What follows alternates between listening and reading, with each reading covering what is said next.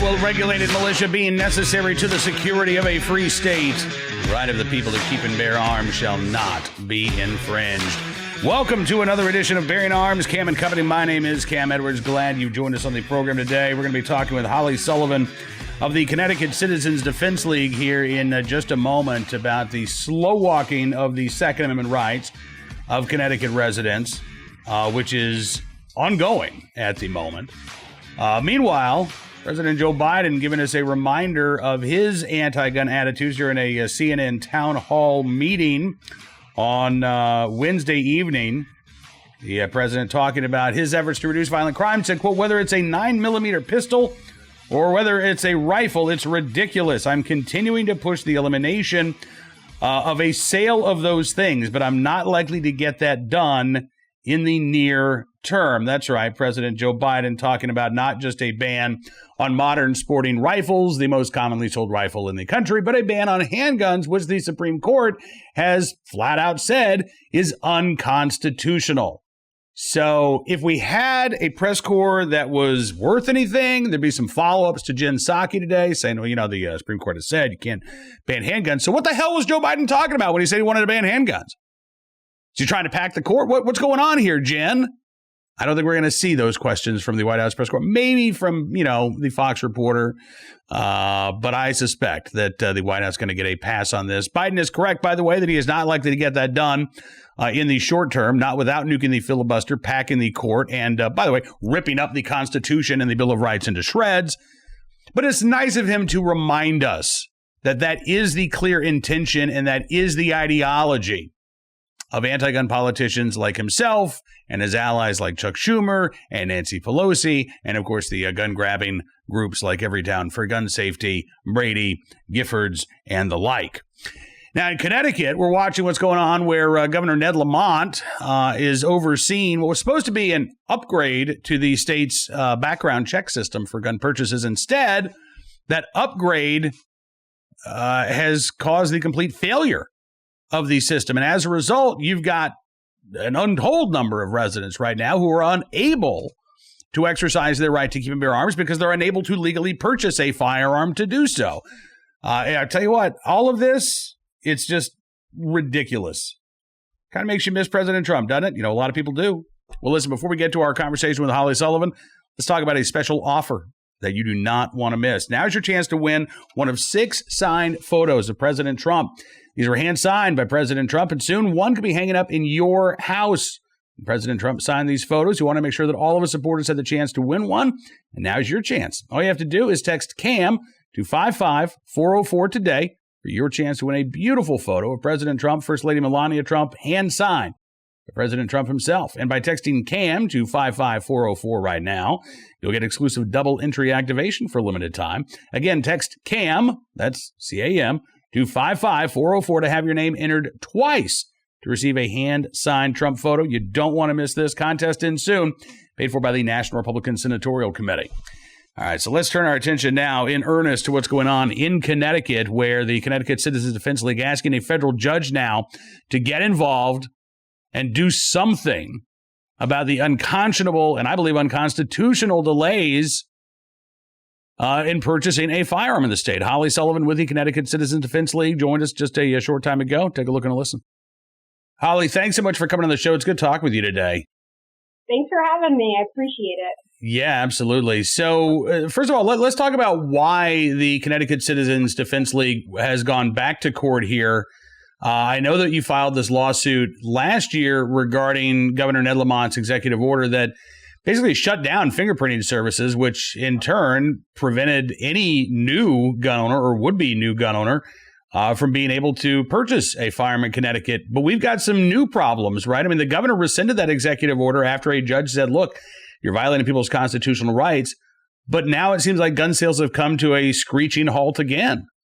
Yep, that's exactly it. So last year when COVID happened, Governor Lamont issued Executive Order 7E, which said that they did not need to do fingerprinting, which we have 2 levels of checks that have to happen in the state of Connecticut for somebody to get their permit. So first at the local level and then at the state level. So fingerprinting was not happening at either level. What's unique here in Connecticut is you cannot buy ammunition either without your permit. So you need either a purchase eligibility certificate, a long gun certificate, or a permit to carry. So you could not even, if you did not already have it, so let's say you lawfully own a firearm in your house, right, and you don't have a permit to carry, but you needed some ammunition, especially during everything going on, the early stages of COVID, you could not even go and get the permit to be able to buy your ammunition. Okay, so that order gets rescinded. Things go back roughly to normal. Still hard to find ammo, but that's not the fault of the Connecticut governor. But so what? I guess it was July 9th, the state says, okay, we're going to upgrade our background check system.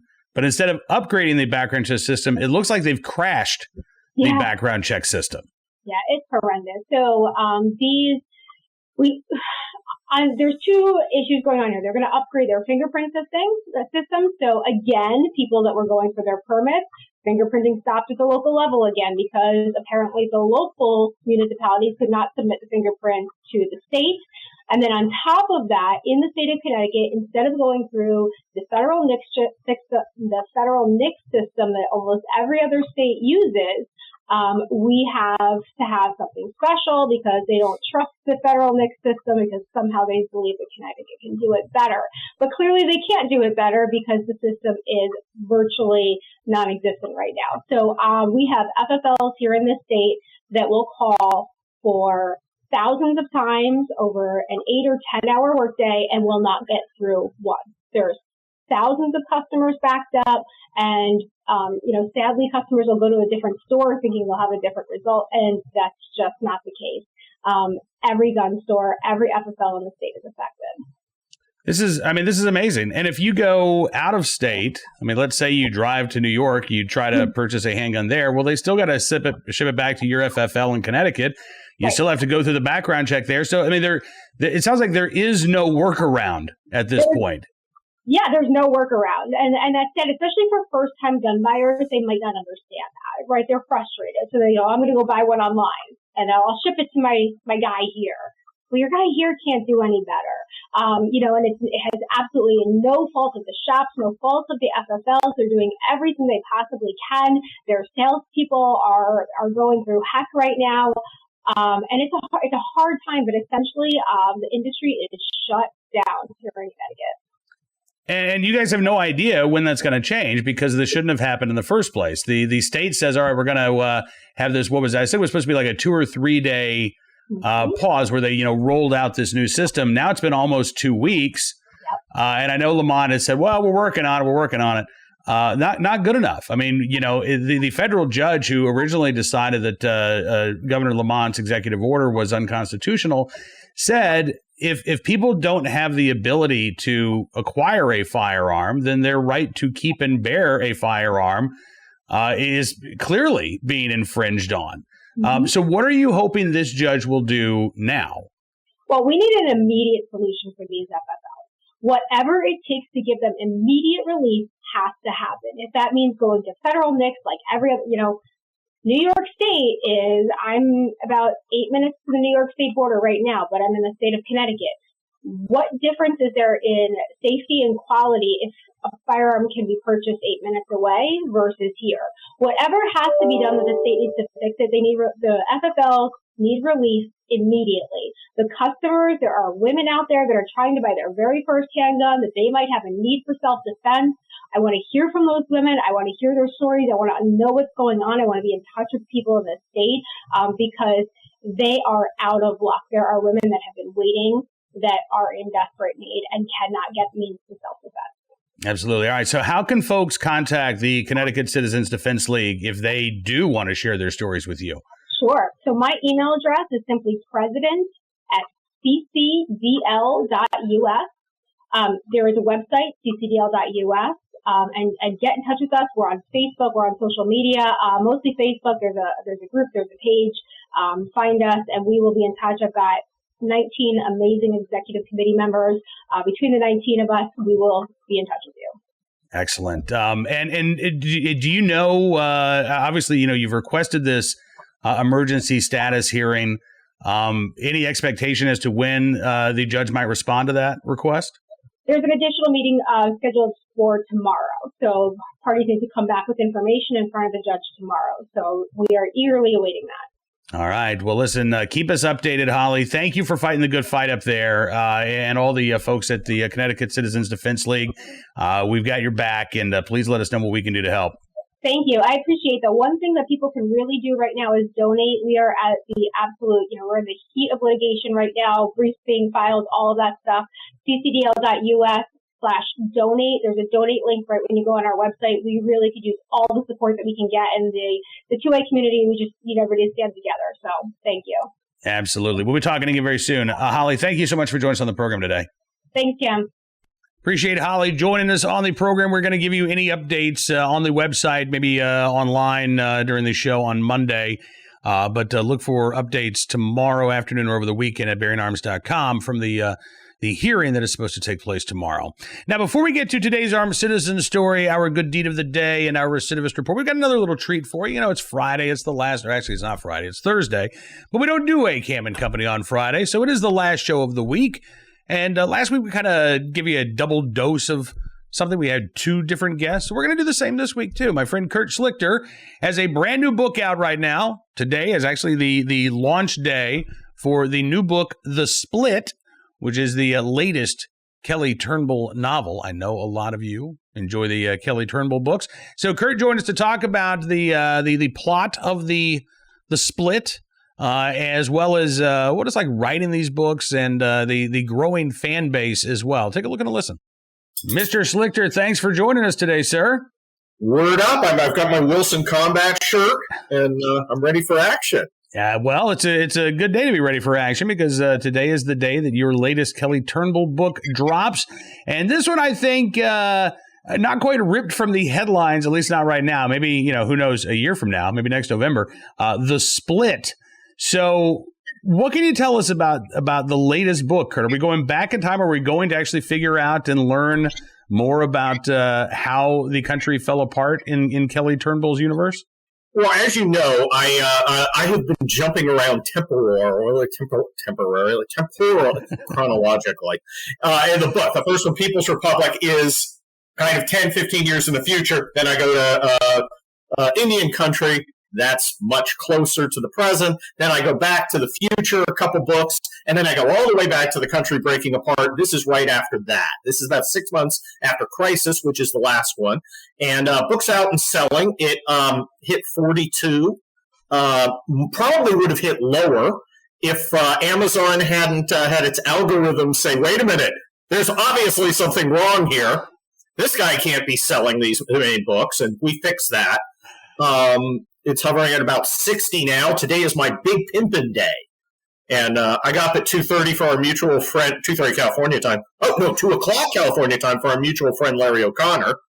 I wonder what I said. So nice of Larry to schedule you at 5:30 Eastern time for a show that lasts until 9. Yeah. I'm just, he loves you, Kurt. He just wants to make sure that he's helping you out, and that way he could replay bits of that interview. Time. But no, it was. I'm just going to do hit after hit. It's like all my friends. So I get to hang out with all my friends and pimp the book, and it's very gratifying. I get a lot of emails of people going, there's nothing for me to read anymore. And then you have these conservative action thrillers that are funny, and they love them.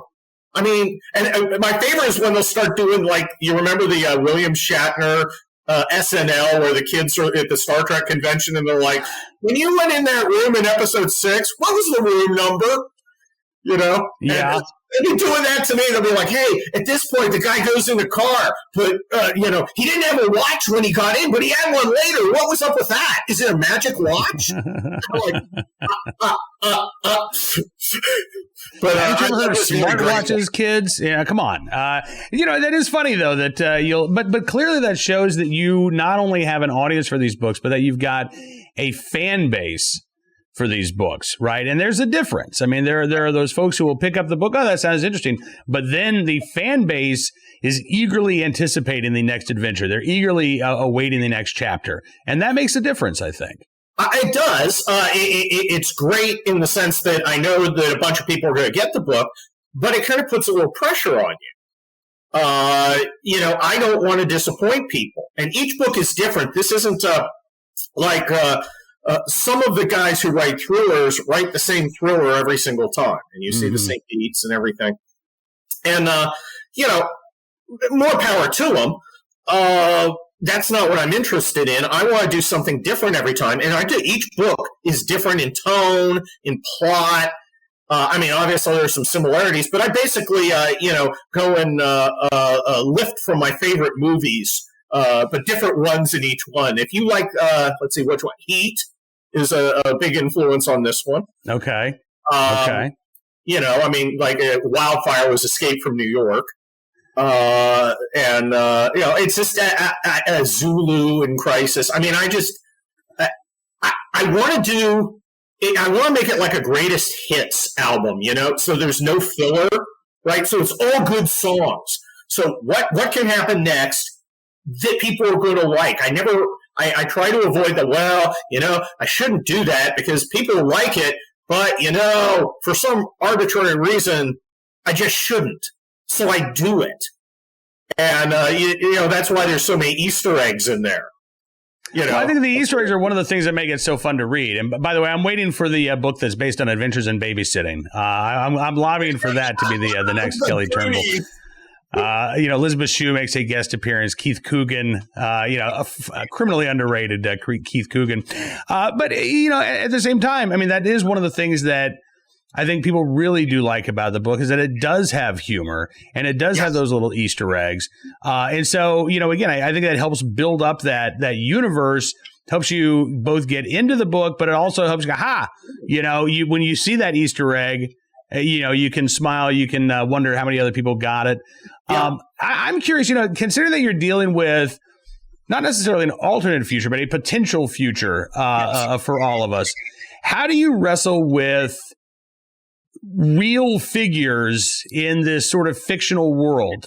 Do you try to, develop new Democrat foils that don't exist in real life? Do you, rip from the headlines and make, Democrats that we all know and I won't say love, but know and are aware of? Are they the villains? How do you decide how much fiction and how much fact to put into one of these books? Well, Cam, when I do a villain, a detailed villain, a main villain, it's going to be one I make up. But in this one, you meet Eric Swalwell and does some very Swalwellian things. AOC shows up for a moment. There are a lot of cameos, and of course, I make them as ridiculous as possible. I don't want somebody saying, "How dare you say that?" I'm like, okay. Do you really believe that Eric Swalwell's going to make a call and then there's going to be Chinese girls giggling in the background? Is that if you want to go down that road that I'm disclosing some sort of private information, go ahead. Or if you want to say that's not so ridiculous, no one would believe it literally happened, you're basically admitting you bang Chinese spies. So, go either way. I don't care. I do satire. I do parody. A lot of these folks show up. The president in this one is Biden, and he has some interesting adventures. But the real villains are tough, and you got to differentiate them. They have some things in common. You got to find things that aren't in common, and you've got to make them. People are really mad because one villain did not get his comeuppance in the last book, and they were counting on it in this book. I'm not saying whether it happens or not, but no spoilers here. All right. Well, I think we might have figured out. If Biden's the president, that would lend itself to an Adventures in Babysitting themed book there. Exactly. Right. Babysitting Biden. Babysitting Biden. Here's your mush. Watch your stories. All right. So the book is called The Split. It is out today. Folks can purchase it online and send the sales numbers skyrocketing. Yes. This is a great beach read. I will tell you, I have not finished it myself. I'm about 3 chapters in. But I'm really looking forward to actually having some time this weekend so I can finish off the next book. And I got to ask, now that the 6th one is out, are you already working on number 7? I have a chapter done of the 7th. I knew that would be the case. I knew that. And I'm toying with some ideas. The next one is going to take place. It's going to have a lot of these are very urban. The next one may be more rural. And who knows? Maybe guerrilla leader Cam Edwards will show up. Who knows? Who knows? But I've got some.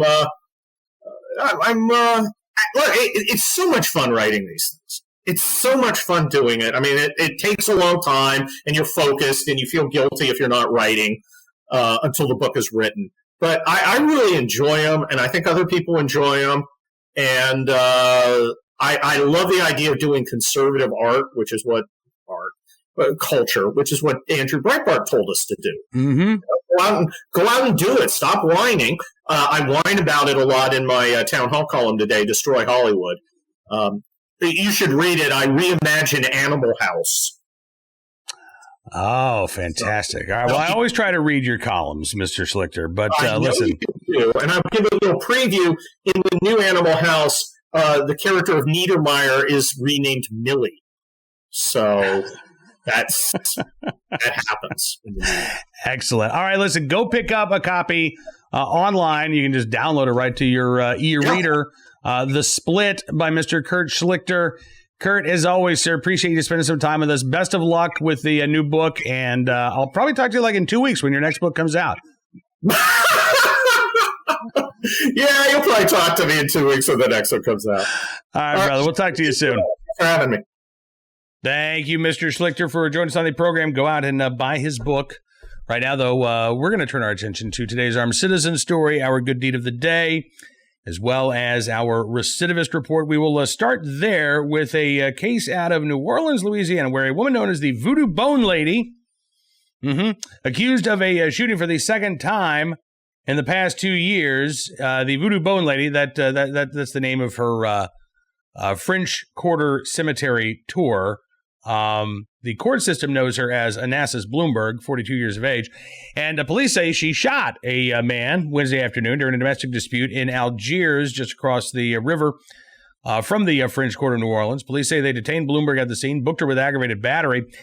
She also goes by the name of April Caldwell, and as it turns out, back in January of last year, Bloomberg/Caldwell/Voodoo Bone Lady was accused of shooting a male friend in the stomach during an argument. Police arrested her, charged her with aggravated battery, as well as firing a gun during a violent crime. She was given a $100,000 bond.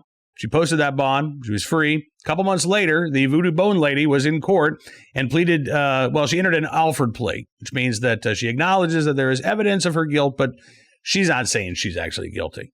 In exchange for that Alford plea, she received a single reduced charge of misdemeanor battery. So the felony aggravated battery charge was dropped, as was the potential for any prison sentence for shooting somebody, because Bloomberg received 1 year of probation in March of last year. So she's not even on probation for shooting a man last year, though she now stands accused of shooting a man this week. It's unknown, by the way, whether or not the guy she shot last year is the same guy she shot this week, allegedly shot this week. We'll let the court system figure it out, but I have a feeling that the Voodoo Bone Lady may be willing to work some magic, take another plea deal. It's going to return her to the streets after a second alleged violent offense in less than 24 months. All right, on to today's Armed Citizen story from Yolo County, California, where a homeowner shot 2 alleged intruders on his rural property. According to the Yolo County Sheriff's Office, the elderly homeowner came home on Tuesday evening, or actually Tuesday afternoon, and found that his house had been burgled.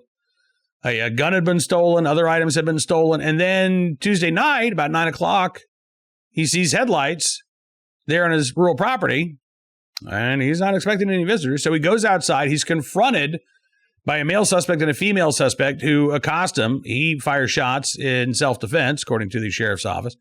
The male suspect died on the scene. The female suspect airlifted to a local hospital there in California.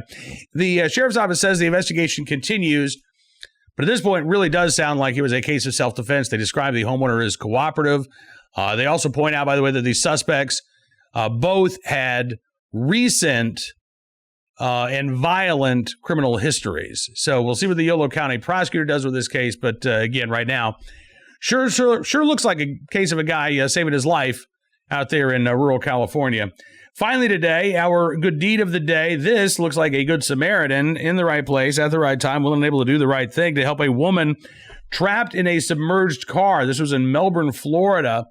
This car apparently went off the road into a causeway the other night, and that Good Samaritan jumped into the water along with a couple of Melbourne police officers. They were able to peel back the windshield where the driver was located. Apparently, the car came down with the driver's side submerged in the water. And so this was really a race against time to get this woman out. They were able to do so. Officers had to perform CPR, and she was not breathing, did not have a pulse when they pulled her out of the car. But thankfully, because of the quick thinking of that Good Samaritan and the Melbourne police who arrived on scene, they were able to get a pulse. She was able to start breathing on her own. And at last report, it looks like she is going to make a full and complete recovery. So amazing work there by the officers there in Melbourne, Florida, as well as that Good Samaritan who really was in the right place at the right time and willing and able to do the right thing. Now, that's going to do it for this edition of Bearing Arms Cam and Company. Reminder, we are off tomorrow for the show, but not on the website. We've got you covered with all the latest Second Amendment news and information at BearingArms.com. You can also become a VIP subscriber at BearingArms.com. All you have to do is go to BearingArms.com/subscribe. Use the promo code GUNS. Get 25% off of your VIP membership. We certainly do appreciate your support. We will say thank you with commentary, analysis, and stories you can't get unless you're a VIP subscriber. And you'll also get the warm, fuzzy feeling of knowing that you're helping to support programs like this, which bring you the latest Second Amendment news and information. Have a fantastic weekend. We'll see you back here on Monday with another edition of Bearing Arms Cam and Company. Until then, be well, be safe, and be free.